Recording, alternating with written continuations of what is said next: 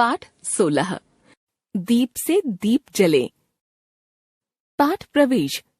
पर्यावरण दिन प्रतिदिन प्रदूषित होता जा रहा है। इस प्रदूषण का सबसे ज्यादा प्रभाव हमारी नदियों पर पड़ रहा है। यह पाठ प्लास्टिक की थैलियों के प्रयोग पर रोक लगाकर पर्यावरण को बचाने के कुछ उपाय सुझा रहा है। दोपहर का समय था। सूरज आग उगल रहा था। एक मकान का दरवाजा खुला हुआ था और वहां खड़ी एक महिला पोस्टमैन से मनी ऑर्डर या रजिस्ट्री ले रही थी। सौम्या ने अपने कदम तेज किए और महिला के पास जाकर बोला, सुनिए आंटी, आपके यहाँ।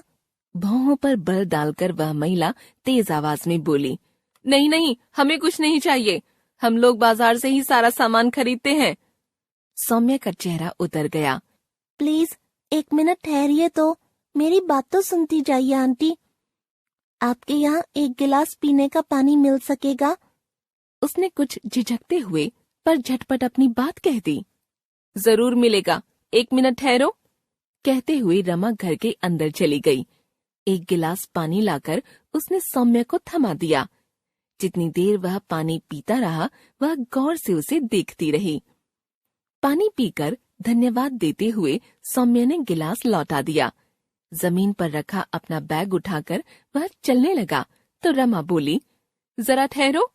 सौम्या रुक गया। कौन सा सामान बेचते हो तुम? रमा ने पूछा।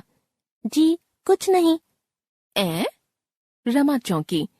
तो फिर मुझे क्यों रोक रहे थे? सिर्फ पानी मांगने के लिए? जी नहीं। उसने अपनी बड़ी बड़ी आंखें उठाकर पहली बार पूरी हिम्मत से रमा की ओर देखा। मुझे आपसे एक जरूरी बात पूछनी थी। क्या आपके यहाँ बाजार से प्लास्टिक की थैलियों में सामान आता है? हाँ आता है, क्यों? असल में आजकल ज्यादातर दुकानदार प्लास्टिक की थैलियों में ही दाल, चावल, साग सब्जी, फल और साबुन, टूथपेस्ट वगैरह दे देते हैं। बाद में सफाई करते समय उन्हें कूड़े के साथ फेंक दिया जाता है। क्या आपके घर में भी ऐसा ही होता है? हाँ होता तो है। रमा को मानना पड़ा। आंटी, आपसे एक अनुरोध है। कहते हुए सौम्या नीचे झुका। उसने जमीन पर रखे अपने भारी भरकम बैग के भीतर से कपड़े का एक झोला निकाला और आगे बढ़ा दिया। प्लीज बुरा न मानिएगा, आप आगे से अपने घर का रोजमर्रा का सामान इसमें रख कर लाया कीजिए। क्यों? रमा चौंक उठी। आंटी, हमारे मोहल्ले में 3-4 दिन पहले एक गाय मरी हुई पाई गई थी। आप जानती हैं गाय क्यों मरी थी?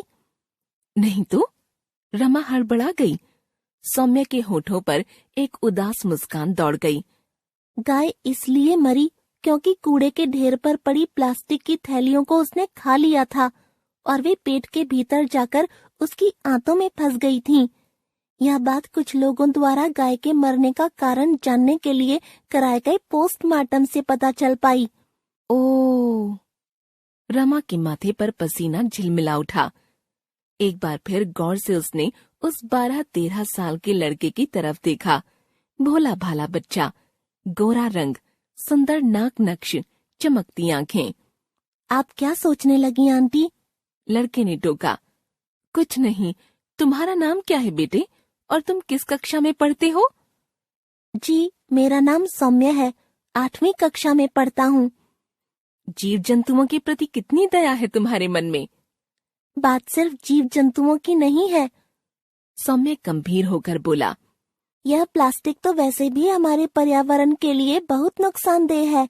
आप तो जानती ही हैं कि ये प्लास्टिक की थैलियाँ। रमा सोचने लगी कि इतनी बड़ी और समझदार होकर भी जिस बात की गंभीरता उसने आज तक नहीं समझी, उसे इतने छोटे से बच्चे ने कैसे समझ लिया। सचमुच कितनी नुकसानदेह हैं ये प्लास्टिक की थैलियाँ। न तो ये जलाने से जलती हैं और न सालों साल पड़ी रहने पर गलती हैं। हमारे पर्यावरण की सुरक्षा के लिए इनकी बढ़ती संख्या बहुत घातक है। जमीन का उपजाऊपन नष्ट करके ये उसे बंजर बना देंगी। जलाने पर इनसे निकलने वाला विषैला धुआं हमारे वायुमंडल को जहरीला बना देगा। नदी नाले में जाकर ये पानी का बहाव रोकती हैं। जानवरों के पेट में जाकर उनके प्राण ले लेती हैं। फिर भी हम लोग इन्हीं थैलियों में सामान लाना पसंद करते हैं। अपनी छोटी सी सुविधा की वजह से पर्यावरण को कितना दूषित बनाते हैं। आपको मेरी बात अच्छी नहीं लगी आंटी? रमा को सोचते हुए देखकर सौम्या ने पूछा। तुम बहुत समझदार हो बेटे। तुम्हारे कपड़े के इस झोले में ही मैं आज से सारा सामान लाया करूंगी। रमा ने हाथ बढ़ाकर झोला थाम लिया। धन्यवाद आंटी। सौम्य प्रसन्न हो गया। तुम्हारे बैग में इतने सारे झोले कहाँ से आ गए? रमा ने कोमल आवाज में पूछा। बताऊं आंटी? सौम्य मुस्कुराया। माँ के पास कपड़ों का ढेर था। उनके बदले वे कोई बर्तन लेना चाहती थीं। मैंने कहा कि बर्तन लेने के बदले वे मुझे इन कपड़ों के झोले सिल कर दे दें और यही इस बार मेरे जन्मदिन का उपहार रहेगा। ऐसा अनोखा उपहार तुम ही मांग सकते थे बेटे। रमा रीझ गई। मैंने संकल्प किया है कि इन झोलों को मैं ज्यादा से ज्यादा घरों में पहुंचाऊंगा। प्लास्टिक की थैलियां खाकर अब कोई गाय नहीं मरनी चाहिए, है ना आंटी? सौम्य गंभीर होकर बोला। हाँ बेटे, विश्व को ऐसे ही समझदार बच्चों की आज जरूरत है। रमा विभोर हो उठी। अपनी तारीफ सुनकर सौम्य शर्मा गया। लेकिन इतनी कड़ी धूप में घर से मत निकला करो बेटे, कहीं बीमार पड़ गए तो परेशानी हो जाएगी। रमा ने प्यार से समझाया।